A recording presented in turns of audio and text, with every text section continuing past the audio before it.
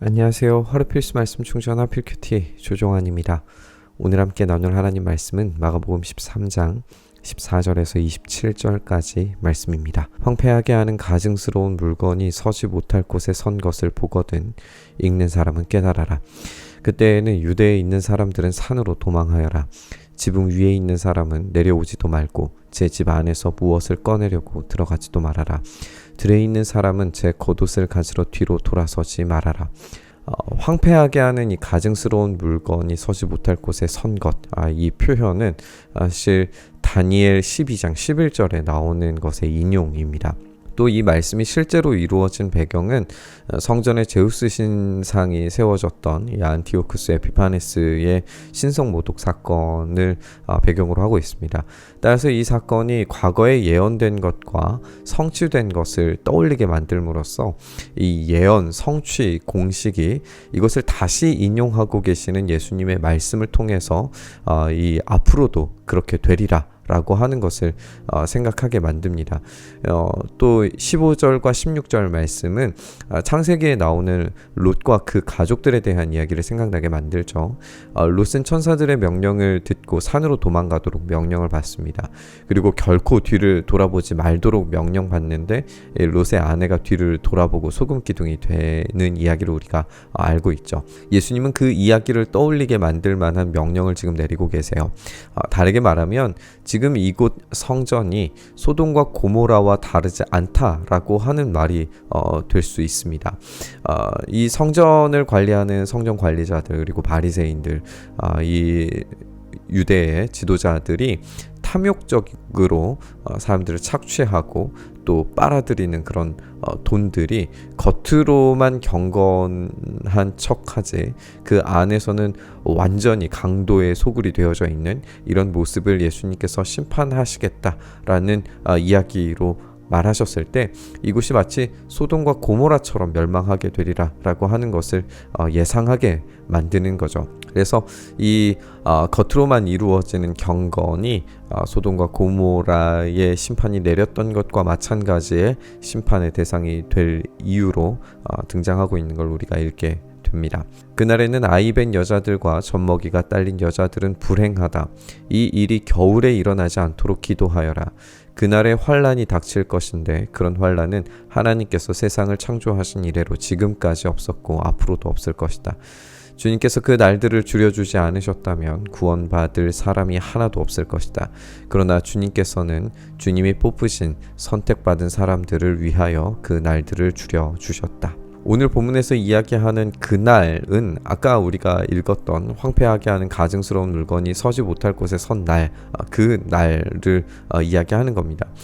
그 날이 왔을 때 임신한 여자들이나 자녀들을 돌보는 어머니들은 아이들과 자신의 몸을 동시에 챙겨야 되기 때문에 굉장히 불행한 시간을 보내고 말 겁니다. 또 그날이 겨울이라면 빠르게 이동할 수 없기 때문에 더 어려움이 가중되겠죠.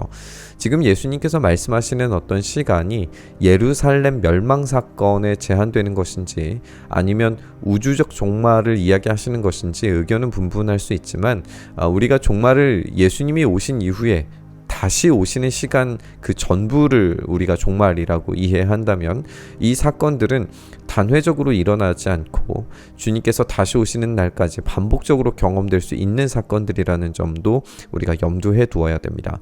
따라서 창조 이래로 지금까지 또 앞으로도 라고 하는 표현을 문자적으로 가장 충격적인 단 한 번의 사건이라고 이해하기보다는 그 참혹함을 당시의 문화적 강조 표현으로 말씀하신 것으로 이해하는 것이 더 나아 보입니다. 예루살렘 멸망 사건으로 제한하여서 본문을 읽어야 한다라고 주장하는 편의 이야기를 좀 들어보면 AD 70년경의 예루살렘 포위 그 5개월간의 끔찍한 상황을 아주 강조해서 묘사하신 것으로 이해할 수 있습니다. 하나님께서 그 날들을 줄여주시는 것은 선택받은 사람들 때문이다 라고 이렇게 말씀하시는데요. 이 택하신 자들에 대한 하나님의 은혜로우신 단축은 핍박받았던 초대교회 공동체에게 굉장히 큰 위로가 되었을 겁니다. 지금도 여전히 이 오랜 시간을 주님께서 다시 오시길 기다리고 있는 이 교회는 고통의 시간이 영원하지 않으리라는 것을 알고 있습니다.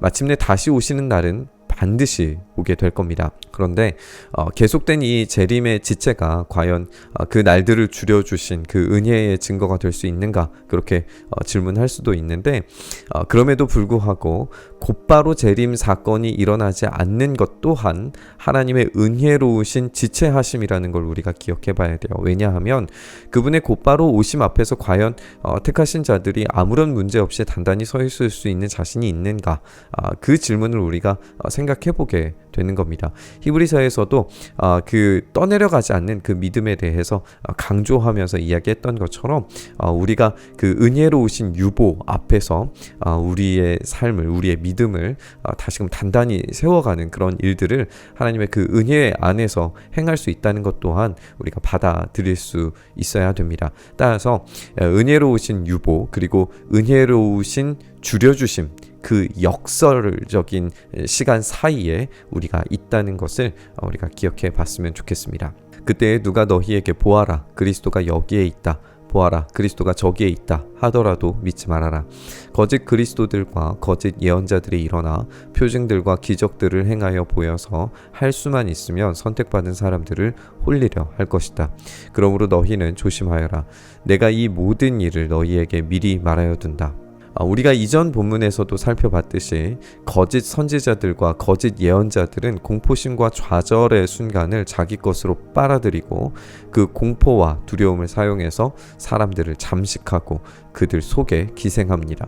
심지어 그들은 표징과 기적들을 행하면서 선택받은 사람들을 현혹할 겁니다.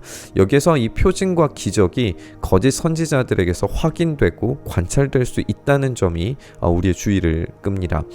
거짓 선지자들에게서도 현혹당할 만한 물리적인 기적들이 일어날 수 있다는 이야기입니다. 그런데 예수님에 의해서 이 모든 가능성들이 이제 차단되는 것이고 그들에게 빨려 들어가서는 안 된다는 경고가 주어지고 있는 겁니다. 참된 예언의 가치는 열매를 통해서 알 수 있다라고 말씀하셨죠. 예수님의 예언과 말씀들은 성취되었고 또 성취될 겁니다. 그 열매가 하나님 사랑과 이웃 사랑의 최종적인 성취인 십자가와 부활이라고 하는 이 명확하고 놀라운 최종적인 기적을 통하여서 완성이 됐습니다. 그것 외에 다른 어떤 기적들도 부차적인 가치를 가질 뿐이지 고통과 마지막 때를 벗어나게 만들어줄 구원을 가져다 줄 수 없습니다.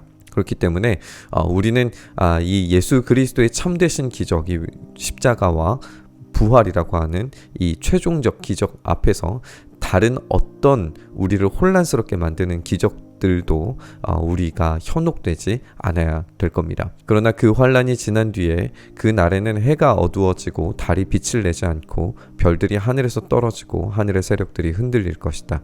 그때의 사람들이 인자가 큰 권능과 영광에 쌓여 구름을 타고 오는 것을 볼 것이다. 그때에 그는 천사들을 보내어 땅끝에서 하늘 끝까지 사방에서 선택된 사람들을 모을 것이다. 우리는 그날에 해가 어두워지고 빛을 잃어버리고 하늘의 세력들이 흔들리고 땅에 떨어지는 그 사건을 아직 이루어지지 않은 사건으로만 이해하기는 사실 어렵습니다. 왜냐하면 예수님의 십자가 사건에서 이미 해가 빛을 잃고 어두워졌고 하늘의 세력이 결정적인 타격을 입고 확실히 패배했다는 사실을 우리가 알고 있기 때문에 그래요. 이 환상적인 표현들은 가시적 세계에서 확인하기는 어렵지만 영적인 세계에서 일어난 분명한 사건이고 이미 예언되었던 것들이 성취된 것이라는 걸 우리가 알고 있습니다. 따라서 당시 사람들이 마가복음을 읽으면서 이해하고 느꼈을 그런 사건과 감상은 1차적으로는 십자가라는 사실을 기억해야 됩니다. 인자가 큰 권능과 영광에 쌓여서 구름을 타고 오는 것도 마찬가지예요. 이것은 분명히 사도행전의 기록처럼 재림 때 다시 우리가 경험될 것으로 이해가 되지만 1차적으로는 다니엘 7장의 인자의 현현, 그 부활하신 예수님을 말씀하신 것으로 이해할 수 있습니다. 그분께서 그분의 천사를 포함해서 보내심 받은 자들, 사도들과 제자들을 통해서 선택된 사람들을 모으실 일 또한 지금까지 계속해서 일어나고 있는 일이죠. 이래서 다니엘 7장의 예언에서 기대된 대로 사람들은 세계 질서가 완전히 새롭게 바뀌게 되는 것을 보게 될 겁니다. 교회는 이 선택된 사람들을 모으시는 곳으로서 이 마지막 시대에 하나님의 일하심 속에서 구원이라고 하는 최종적 보호 안으로 들어가게 될 유일한 공동체로 남게 될 겁니다. 우리는 예수님의 이 예언이 이미 성취된 일들과 아직 일어나지 않은 일들 사이에 존재한다는 것을 확인해 봤습니다. 그 속에서 하나님의 은혜로우신 지체하심과 시간의 단축하심의 역설을 우리가 경험한다고 지적했습니다. 그 안에서 경험하게 될 최종적인 열매는 거짓 선지자들의 것처럼 파멸과 멸망이 아니라 영원한 생명으로의 구원입니다. 따라서 우리는 어떤 환경에 놓여 있는지와 상관없이 매우 담대함을 가질 수 있게 됩니다.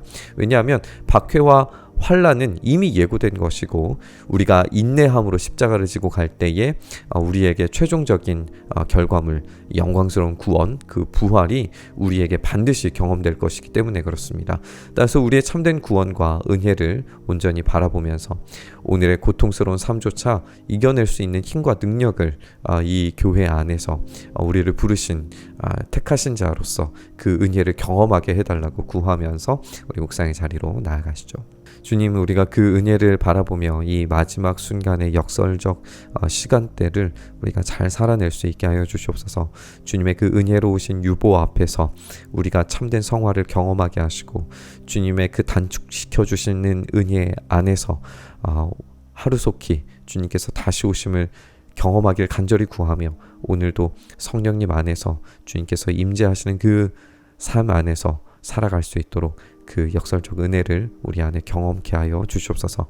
이렇게 오늘도 힘있게 용기 있게 인내를 가지며 살아갈 수 있게 하시기를 간절히 바라고 소망하며 우리 주님 예수님 이름으로 기도드리옵나이다.